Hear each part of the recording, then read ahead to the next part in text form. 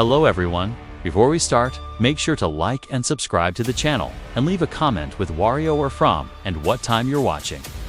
That way, YouTube will keep showing you stories just like this one. Now, let's begin. When somebody goes hunting, they're normally right smack in the middle of a forest or the woods, completely devoid of other people. Seems like the perfect setting for a horror story, right? These 3 supposedly true stories will show you just what can go wrong while hunting. This first story was submitted to me in June by somebody named Robert Scherneman. His story takes place in upstate New York, a place I'm familiar with. Here's his story. The next story was submitted to me just a month ago by Nathan Zelensky, and it's more of a mix between a camping and a hunting story. Here it is. It was my first time hunting. I was 21, going with my friends Anthony, Christian, Tom, and his girlfriend, Diana, to some park in Colorado to go elk hunting. We brought 2 separate tents that were relatively large, sleeping bags, 2 days' worth of food and drinks, and of course, guns. I couldn't even tell you the name of the gun Anthony handed me. It was just a basic-looking hunting rifle. Honestly, I didn't know how I felt about the whole thing. Killing a living, breathing animal that has just as much of a will to live as me, merely for so-called fun, didn't seem cool to me. But it was like the 5th time Anthony offered, and I felt like I had to say yes. I decided I wouldn't shoot any animals. About halfway through the car ride, Anthony pulled into a lot. We unpacked the car and proceeded to hike about a mile into the woods before setting up camp. First thing after setting up camp, we all followed Anthony's lead as he proudly babbled on about hunting techniques. I wished I had someone to laugh about it with, but everyone else seemed serious about it as well. I tried busting Anthony's chops by asking him, would it be better to stop talking if you do want to scare away any potential prey? He got pissed. I could tell he took this really seriously, and from there on, I shut up. And by from there on, I mean however long things were going normal. And that wasn't long. During our hunt, we ran into a rather strange group of people. 3 rather large, dirty men with long, sticky hair. They looked like they belonged to some kind of inbreeding house deep in the woods. They looked at us and sort of nodded their heads as if to say hello as we passed by them, one by one. We were officially freaked out. It might sound like something that would be laughable, but under the circumstances, it was horrifying. We were deep in the woods, far from the lot, which was, for the record, completely empty. And it may sound exaggerated, but these 3 looked like creepy lowlives who could be dangerous. Thankfully, though, they didn't follow us, which allowed for us to peacefully go on with our hunt. Anthony ended up killing a deer. We didn't find any elks. We dragged the deer all the way back to our campsite, and that was actually our dinner for the night. Anthony and Tom went through a disgusting, bloody process of skinning and, I'm pretty sure, gutting the deer. But I didn't watch for more than a few seconds. Anthony made us venison burgers. He came prepared with the buns and everything. While I didn't particularly agree with the sport, I was impressed with Anthony. We went to sleep first thing at dark, with the fire still going outside. I was having a really bad time trying to get comfortable in that sleeping bag. Anthony and Christian seemed to fall asleep quickly, while I, on the other hand, had to be rolling around for at least 2 hours. I've always had a hard time falling asleep in sleeping bags. I was actually about to get up and go outside to pee when I heard footsteps coming from outside the tent. I opened my mouth to call out Tom or Diana's name. But I realized, what if it wasn't them? I laid silently and listened. In an unexpected instant, the zipper to our tent got pulled down. I threw my head down to the side and acted as if I were asleep. There was a short pause before the zipper got pulled back up. I waited until the pairs of footsteps moved away. They seemed to be moving to Tom and Diana's tent. Then I realized it must have been them, and they must have been checking if we were asleep so they could, mess around, I guess. So I decided to play a little joke on them. I gave it about 5 minutes before I unzipped the tent and began creeping over to their tent. Then I realized their zipper was still undone. That's strange, I thought to myself. I crept over, expecting to scare the two lovebirds. But instead, when I got close enough, I saw two men inside of the tent doing something to Diana. At that moment, I screamed as loud as I could, mostly out of fear, but also to wake everyone up. Anthony and Christian stormed out from the tent with their rifles. When the two men fled from the tent, I realized something. They were the same two men we had seen earlier. Tom and Anthony fired rounds in their direction to scare them off. However, something even more horrifying happened after that. After they shot their rounds, we all looked around us completely horrified. Men in almost all directions, who were previously hiding in bushes and behind trees, were taking off in different directions. We tried waking up Tom and Diana, but they seemed to have been injected with some kind of tranquilizers by the men. We had no choice but to wait until they woke up, which took about maybe half an hour. Running back to the car in that pitch-black forest was one of the most horrifying moments of my life. We don't know who all those people were, but they could have been part of some secluded inbreeding house, for all we knew. Or even some kind of cannibalistic family. We have no idea what they were planning on doing with Tom and Diana, but we're just happy we all got out of there safely. This last story was written by Jared the Sprinter, and he shares his night hunting experience. I was doing some night hog hunting in the woods near my backyard, so I was hiding in the tower I had built about a decade ago. In case anyone's wondering, I of course had a night vision scope attachment. I guess I'm what you would consider a hardcore hunter. I don't want to bore you with the unnecessary story prolonging details, so I'll make this short. And I want everyone to know that, though I agree this story sounds far-fetched and crazy, it is nothing but the truth. And I, in a way, actually consider myself lucky that I'll always have such a horrifying story to share.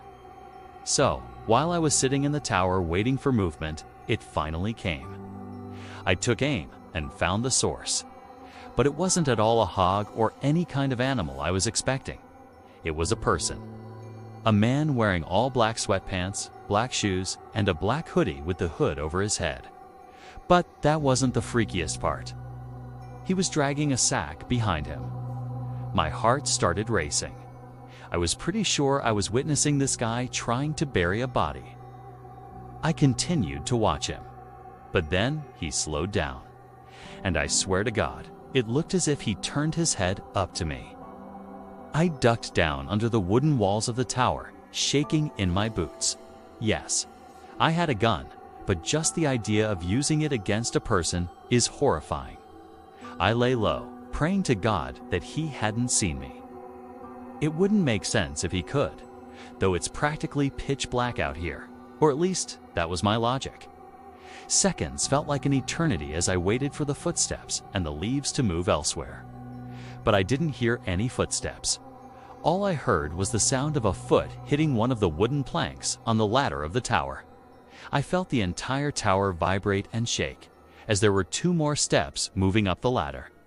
At this point, I was asking myself deep down, am I going to be able to shoot someone? But for some reason, whoever was down there decided not to climb all the way up.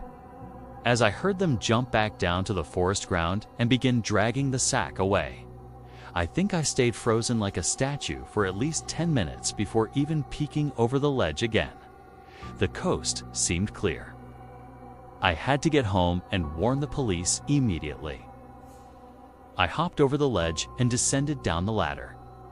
I turned on my pocket flashlight, which in hindsight was a stupid move considering the situation, and ran back in the direction of my house. I was only able to run for about 10 seconds or so when I heard the rapid manic footsteps crunching the leaves from behind me. I took a look over my shoulder and there he was, inches away from my face. I spun around and shot him in the shoulder. He stopped and screamed in agony. And I took that moment to finish my dash to my house. Again, in hindsight, I should have held him hostage somehow. But that doesn't even matter now. I called the police, who showed up within 15 minutes with a whole search squad. And I led them all into the woods to the exact location where I shot him. There was a faint yet noticeable blood trail spilled onto the leaves. which led past the body bag, which the cops seized, and eventually right to the maniac, who was hiding under a log next to a tree. He was arrested and tried for the murder of Jen Quinn Sakanaki, a Japanese corner store owner. I don't know the full story behind it, but I do know I won't forget this one for the rest of my life. And I'll also be telling it for the rest of my life. I've been a passionate hunter ever since my dad before me started taking me out on trips every Saturday. I thought I would pass down the same tradition to my son. During the setting of this story, my son Peter was 10 years old. I figured that was a good age to introduce him to the world of hunting. I armed Peter and myself with Remington Model 798 sniper rifles. However, I carried it until I found the spot where I usually find game. We could have used the deer hunting tower hidden deeper in the woods, but I figured that wouldn't be the best first-time experience. I handed him the gun when we were set up. I had already taught him the basics of firearms, so it wasn't like I was taking him out there with no experience. I chose to stay put the first time as it would be easier for him. I figured I would move up to the more advanced methods of hunting in the future sessions. There was a lot of waiting. It's more waiting than usual in this certain spot. I could see Peter was getting bored, constantly yawning and sighing. That disappointed me. I didn't want him to think this sport was that boring. So I packed up our stuff and told him we're moving. He seemed to perk up a bit with excitement. That made me happy. As soon as we began walking, I heard footsteps. I put my arm in front of Peter silently. I motioned for him to raise his gun. He did, with excitement, until I spotted someone's head peer out from around a tree in the distance. I pushed the gun down immediately. I was a bit disappointed, but also relieved that Peter didn't shoot. I gave him a quick little apologetic wave. With that, he disappeared back behind the tree out of sight. Was he another hunter? I couldn't tell. But from what I saw of him, even in the distance, there was something off-putting about his face. I couldn't put my finger on what it was at that moment. Seeing somebody this deep into the woods was rare and also strange. This guy didn't exactly look like a hunter. So, as a safety precaution, I steered Peter in the other direction. Still no sign of any deer. Peter asked me about the man-like who I thought he was. I just told him I didn't know. I didn't think we should get closer. I didn't want to lie to him. A few minutes later, Peter started complaining that he was hungry. I was getting pretty hungry myself, so we stopped and unpacked our snacks. I was extremely disappointed that nothing had happened by now. While eating my sandwich, I heard footsteps again in the distance. Peter did too. He immediately picked up his rifle and pointed it in that direction. I felt my heart drop when I could see the same man from before peering out from another tree at us. I lowered Peter's gun again. I noticed he seemed a bit uncomfortable now, as was I. I told him to wait there while I began to walk over to the man. I tried to emotionally prepare myself to confront him. About halfway over, I stopped. I thought to myself, what the hell am I doing? My son is right over there. I turned around and hurried back to Peter. I told him it's time to go. If you had your son in the middle of the woods and you thought you were being stalked, odds are you would just want to get out of there too. We were not running. We were merely walking back to the road. I was mentally waiting for a twig snap or a leaf crunch from behind us. When it happened, I nudged Peter to go along ahead. I angrily turned around and stormed towards the man. He was once again peering from behind a tree. When I got within 30 feet from the tree, he moved back behind the tree out of sight. Then I heard a thud, as if something were just dropped onto the ground. I had my gun loaded in my hand as I cautiously walked up to the tree. I didn't even say a word. I don't know why. All I did was slowly creep up to the tree. When I got there, I felt as if everything around me had completely collapsed or, rather, ceased to exist. All that I could focus on was the head laying face first on the ground in front of me. No body, just head. I didn't even look up or around the tree to see who had dropped it there. I just bolted and sprinted back to Peter. I told him to run.